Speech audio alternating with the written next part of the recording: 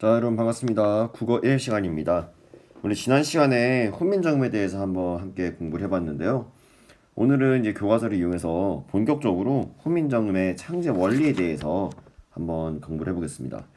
그 전에 선생님이 지난 시간 영상을 다시 한번 내가 모니터링을 하다 보니까 훈민정음이라는 단어와 한글이라는 단어를 내가 혼용해서 막 설명을 했는데 훈민정음이 한글이고 한글이 훈민정음인 거 아니냐 이렇게 생각할 수도 있어요.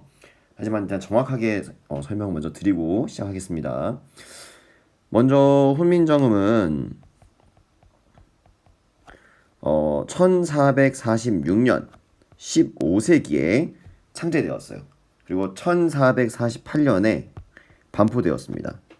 내가 이 연도를 왜 외우고 있냐면 선생님이 대학교 다닐 때 우리 국어교육과 도어락 비밀번호가 1446, 1448이었어요. 그래서 덕분에 외우고 있는데 어쨌건 중세시대 15세기에 만들어진 최초의 글자를 훈민정음이라고 합니다. 세종대왕님이 창제하신 글자도 훈민정음이에요. 그런데 사람들이 이제 훈민정음을 사용하다 보니까 시간이 좀 오래 흘렀어요. 그래서 1910년이 됩니다. 이 1900년 정확하게 이 1910년인지 아니면 1910년대 초인지는 약간의 논란이 좀 있습니다만 이 한글 학회라는 곳에서 1910년대 이 20세기에 우리 한국어에서 사용하는 문자들만 남기고 나머지는 정리를 했어요. 그래서 20세기에 1910년에 10년대에 다시 정리돼서 발표된 문자를 우리는 한글이라고 합니다. 그러니까 결국 같아요. 훈민정음이 시간이 지나서 한 번 더 정리하면서 이름을 한글이라고 바꾼 거예요. 자, 먼저 이 차이가 어떻게 되는지 설명을 드리자면 훈민정음이 처음에 만들어졌을 때는 총 28개의 글자였어요. 근데 현대 우리말에서 사용하고 있는 한글은요 24개의 글자로 이루어져 있습니다. 총 4개 글자 4개가 사용하지 않고 우리가 소실되었다고 보는데 이제 사라졌습니다. 그리고 이름이 왜 한글이냐면 우리 고유어에서 한이라는 말은요 고유어예요. 한자어가 아니라 크다라는 의미가 있어요. 그래서 한글이라는 뜻은 큰 글이다 라는 의미로 이름 붙여졌다. 이렇게 생각하시면 되겠습니다. 자, 우리 지난 시간에 언급했던 이 설명했던 내용들 중에서 조금 헷갈릴 수도 있겠다 싶은 내용 다시 한번 정리했습니다. 자, 그럼 오늘은 본격적으로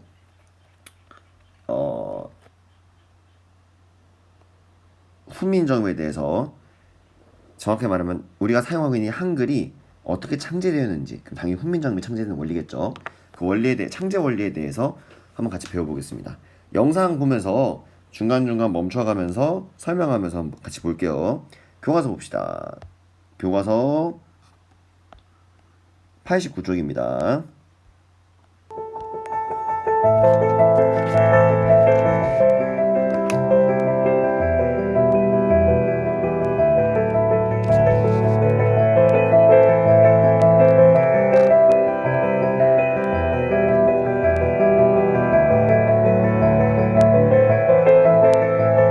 한글은 어떻게 만들어졌기에 이런 찬사를 받는 것일까?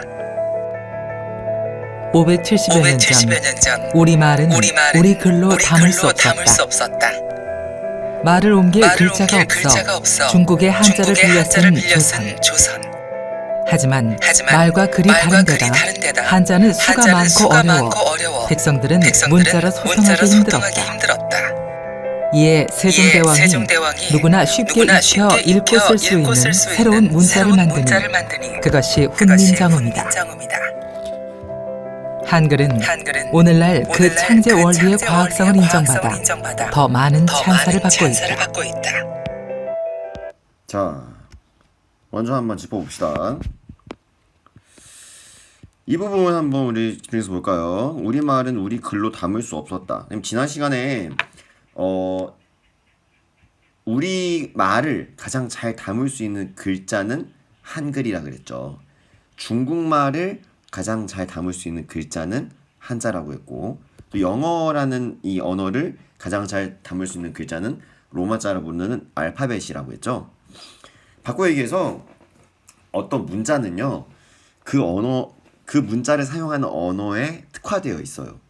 그래서 지난 시간에 설명했을 때 기억날지 모르겠지만 떡볶이, 빵 이런 단어를 예를 들었는데 우리말에 있는 된소리 발음, 뜨, 끄 이런 발음들은 된소리를 사용하지 않은 언어인 영어의 문자 알파벳으로 옮기게 되면 어색하다 그랬습니다. 잘 옮겨지지 않는다 그랬어요.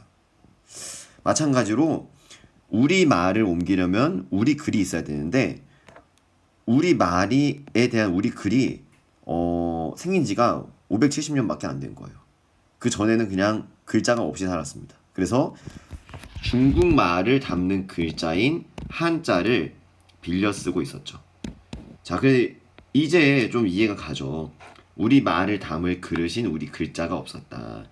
그래서 한자를 빌렸는데 여러분도 아시겠지만 기본적으로 한자는 뜻글자예요. 한자 하나하나에 예를 들어서 자, 내가 글씨를 이렇게 못 쓸까? 자, 이 글자는 나무 목자고요. 이 글자는 물 숫자입니다. 비슷해 보이지만 얘는 나무의 의미를 담고 있어요. 나무. 얘는 물의 의미를 담고 있어요. 의미가 전혀 다르죠. 근데 우리말은 의미를 담고 있지 않아요. 소리를 담습니다. 우리 글자인 한글은 소리를 담아요. 자, 여기도 한번 볼까요? 자, 이 니은 아 미음 우라는 글자는요. 느 아 무 우라는 소리를 담아요. 하지만 여기 있는 이 나무 목자인 이 글자는 나무라는 의미를 담아요. 자, 이게 엄청난 차이를 만들어내는데 이렇게 의미를 담는 글자를 우리는 표의 문자라고 하고요. 이렇게 소리를 담는 글자를 우리는 표음 문자라고 합니다. 표의 문자는요, 의미가 만들어질 때마다 글자가 만들어져야 됩니다. 새로운 단어가 만들어지잖아요. 새로운 글자가 만들어져야 돼요. 세상에 내가 모르는 글자가 있으면 이 글자를 외워야 돼요. 외우지 않으면 무슨 글자인지 읽을 수가 없습니다. 소통이 안 되는 거죠. 근데 표음 문자는요, 소리를 담고 있기 때문에 그냥 소리 나는 대로 발음할 수 있어요.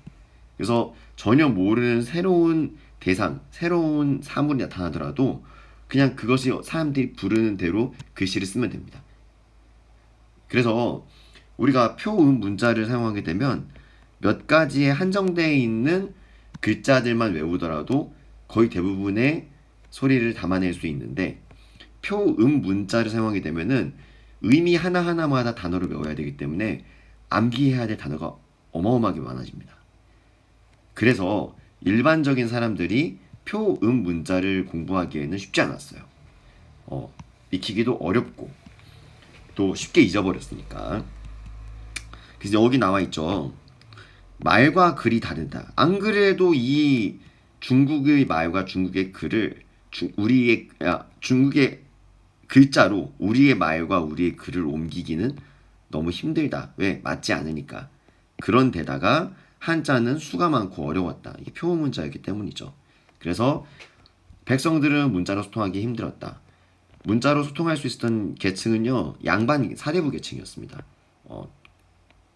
다시 말해서 귀족 계층이라고 볼 수 있는데 경제적인 기반을 바탕으로 토지를 소유하고 내가 일하지 않아도 먹고 살 수 있는 계층, 유산 계층이 문자를 암기할 수 있는 시간적인 어떤 여유가 있었기 때문에 또 경제적인 여유가 있었기 때문에 공부를 할 수 있었어요. 하지만 일반적인 사람들은 노동을 해야 됐죠.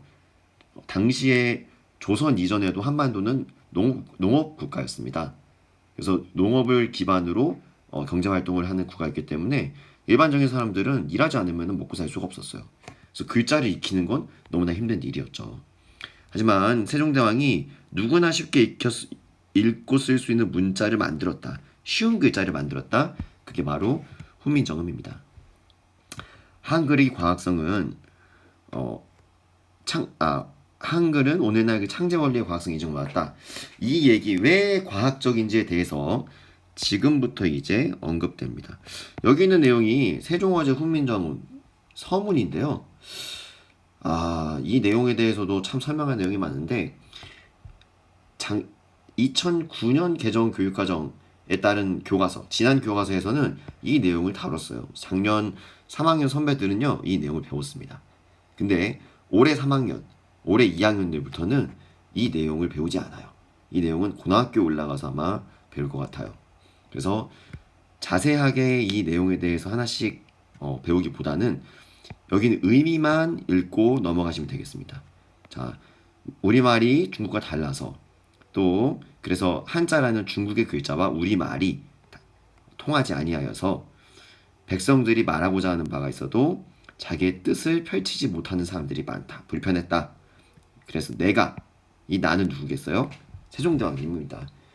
세종대왕님이 직접 만들었다는 거예요. 내가 이것을 가엾게 생각해서 불쌍히 여겨서 새로 28글자를 만드니 모든 사람으로 하여금 쉽게 익혀서 날마다 쓰는데 편하게 하고자 할 따름이다 라는 게 창제 동기입니다. 세종대왕님이 왜 훈민정음을 만들었는지 여기에 나와 있죠.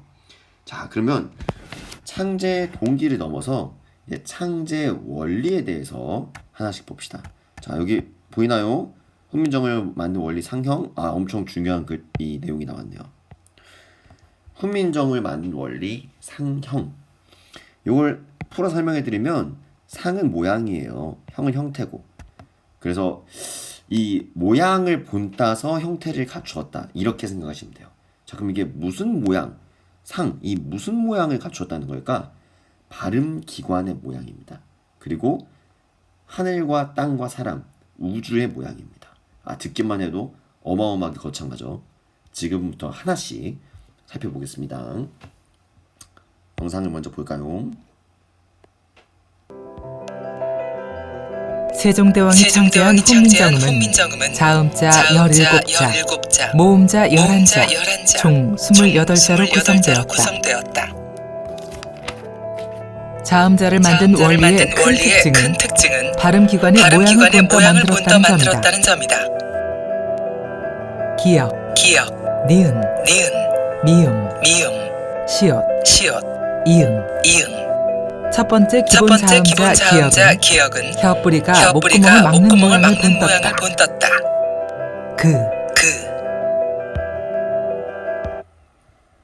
자, 이 내용이 무슨 말이냐면 여기 기역 발음 한번 다 같이 해볼까요? 이거 훈민정음 공부할 때는 다른 사람이 보면 좀 약간 미친 사람인가 할 정도로 혼자서 소리를 계속 내봐야 됩니다. 그 발음 한번 내볼까요? 이걸 우리가 그라고 하면 여기 보세요. 그라고 읽으면 안 돼요. 라고 이 자음 글자 하나만 선명하게 발음해야 합니다. 자, 요거 따라해보세요.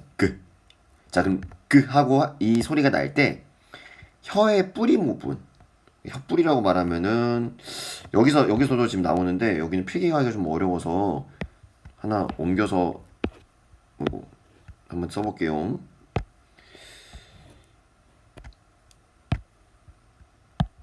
짠짠. 이게 쉽지가 않네. 제일 어려운 게 그림 그리는 건데 해볼게.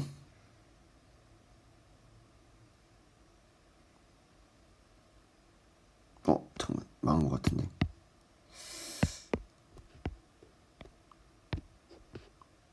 아니, 안 망했어.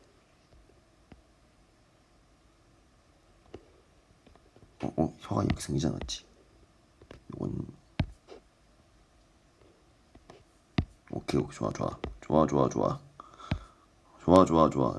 머리가 너무 짧다. 머리가 좀 커져야죠. 너무 커졌나?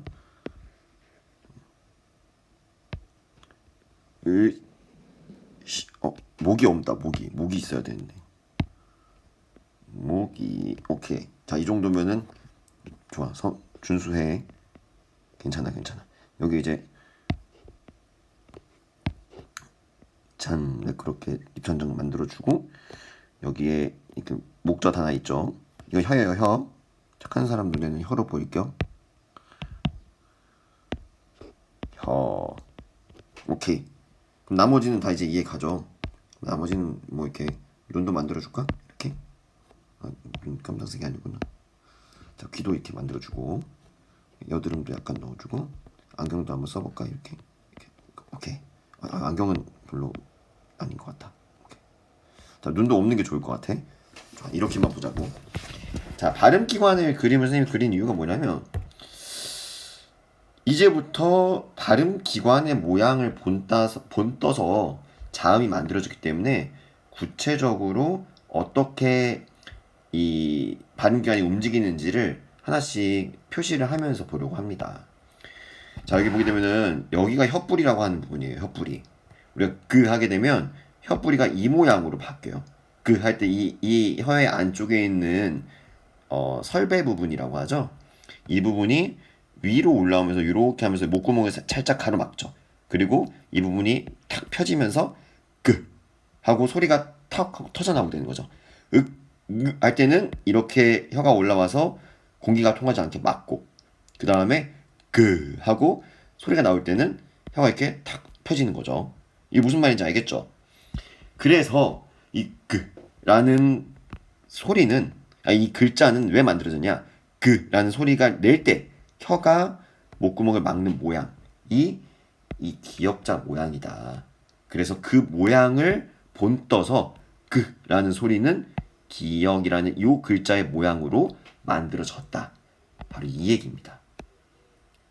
이제 뭐 이 영상을 보면서 바로 이해한 친구도 있겠지만 한 번 더 설명을 해서 좀 더 쉽게 이해한 친구도 있을 거라 믿습니다. 자, 그럼 계속 이어볼까요? 두 번째 기본 자음자 니은은 혀끝이 윗 잇몸에 붙는 모양을 본떴다. 느.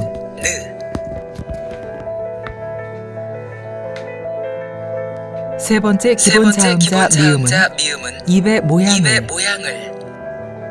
무. 네 번째 기본 자음자 시옷은 이의 모양을 스. 마지막 다섯 번째 기본 자음자 이응은 목구멍의 모양을 본떴다. 이렇게 자음자의 기본자는 발음기관의 모양을 본따 만든 문자이다. 문자가 되려면 자음자에 짝 모음자가 있어야 한다. 모음자의 자, 자음자가 어떻게 만들어졌는지 이 상형의 원리에 의해서 만들어졌다. 상형의 원리에 의해서 발음기관의 모양을 본떠서 5개의 기본 자음자를 만들었다. 라는 게 지금 이 부분의 내용 설명의 핵심입니다. 자, 하나씩 따라해 보겠습니다. 이 그림을 너무 크게 그렸다. 그림을 좀 줄여볼게요. 이렇게 굴려서 크기 조정 줄여라. 오케이. 이 정도? 밑에 쓸 수 있나? 오케이, 이 정도. 자, 봅시다. 우리가 나왔던 글자가 지금 니은, 미음, 기역, 니은, 미음, 시옷, 이응 요 5개 글자들이 나왔어요. 요 5개 글자도 한번 정리해 보겠습니다. 기역, 니은, 미음, 시옷, 이응. 요 5개 글자를 왜 언급을 하냐면 이 5개 글자들로부터 나머지 자음 글자가 만들어집니다. 자, 먼저 기역부터 볼게요. 기역은 아까 혀뿌리가 막으면서 이 목공을 막으면서 나오는 소리이기 때문에 그때 혀의 모양을 본떠서 이 모양으로 만들었다고 했죠. 그럼 니은은 소리가 어떻습니까? 따라해 볼까요? 느. 이거 따라 하셔야 돼요, 여러분. 따라 해보는 사람과 따라 해보지 않는 사람은 이해도가 완전히 달라집니다. 느라고 하면 안 돼요. 느 하고 이 글자 하나만 발음해 보세요. 그럼 이 느라는 글자를 발음할 때 혀 끝이 우리 윗잇몸에 달라붙어서 이 혀가 이런 모양을 이루는 걸 느낄 수 있을 거예요. 혀 끝이 이 윗잇몸 윗니와 잇몸 그 중간 정도에 혀끝이 붙으면서 공기끼를 가로막다가 느 하고 갑자기 탁 터지면서 공기가 밖으로 나오면서 느라는 소리가 나오죠. 그래서 그때 혀의 모양을 본떠서 니은 글자는 이렇게 만들어졌습니다. 미음 마찬가지로 이것도 해야 되는데 이건 앞에서 봐야 돼요. 앞에서 여기서 보게 되면 했을 때 입이 벌어진 모양, 입술이 이렇게 벌어진 모양, 요 모양이 이런 모양이다라고 본떠서 만든 거예요. 어떤 영상을 보면은 이거 입 모양은 이거 동그란 거 아니냐, 타원형 아니냐 이런 말도 있는데 우리가 글자라는 건 그림처럼 고스란히 가져서 와서 이제 베껴서 만드는 게 아니라 그 모양을 본을 떠서 우리가 상징물로서 어떻게 보면은 정리한 기호거든요, 기호. 그래서 모양은 약간 다를 수도 있습니다. 자, 그래서 뭐는 마치 입술의 모양을 본다고요. 스. 얘는 스 하면 안 돼요. 스. 이 스 발음을 할 때는 공기가 어떻게 나오냐면 이 혀가 위로 올라오면서 혀와 요 이 사이를 스치면서 나와요. 스. 그때 그래서 이때 강조되는 발음 기관은 바로 윗니입니다. 윗니와 윗니. 그래서 이 이의 모양을 본따서 요 모양 있죠? 요 모양을 본떠서 이렇게 만들었다. 그리고 아까 마지막 영상에서도 나왔겠지만 이응은 이 이응의 발음에 대해서는 굉장히 복잡한데 자세하게는 언급하지 않겠습니다. 왜냐면 중세시대 훈민정음에는요 이거 있잖아요. 요 강아지를 이렇게 안 쓰고요. 이렇게 썼어요. 그럼 뭐가 차이가 나냐? 얘랑 차이가 나죠. 강 할 때 이 받침 소리가 여기는 그냥 이응이고 얘는 사과처럼 꼭지가 있는 이응이에요. 이 꼭지가 있는 이응만 소리가 났고요. 일반 이응은 소리가 안 났어요. 하지만 크게 봤을 때 이응도 지금 우리가 알고 있는 이 소리 정도라고 일단은 이해하고 계세요. 강 할 때 강아지 이거 발음 기호로 이렇게 표시하는데 할 때는 요 발음은 지금 이거 들으면서 엄청 웃고 있는 사람들이 내 눈에 보이지 않아도 보이는데 실제로 발음이 이렇습니다. 하는 발음인데 뭐 어떡해. 어쨌건 이와 유사한 발음이라고 생각을 해주세요. 네, 이 이응 예리응이 아닌 일반 이응의 발음은 명확하지 않습니다. 아직까지 전해지는 발음은.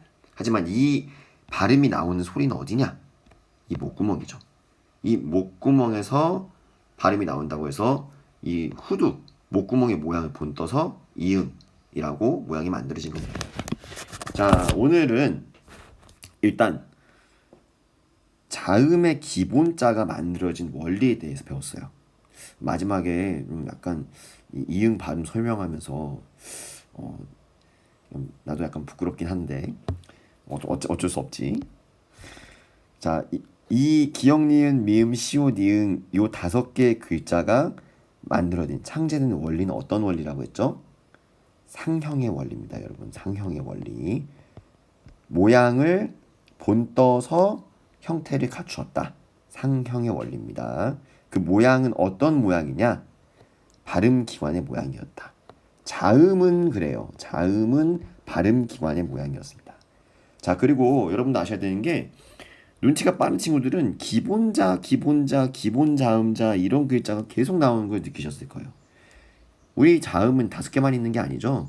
자음은 훈민정음으로 만들어진 자음은 총 17개가 있습니다. 근데 나머지 이 5개를 제외한 12개는요. 이 기본 자음자를 바탕으로 파생돼서 만들어집니다. 그 원리는 또 다음에 배우겠습니다. 이어서 다음 시간 또는 다다음 시간에 배울 것 같은데 아마 다음 시간에 배울 것 같아요.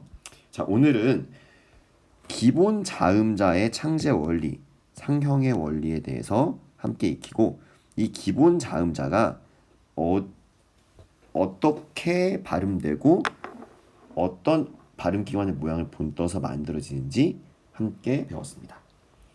자, 그러면 다음 시간에 이어봅시다. 다음 시간에 만나요. 안녕.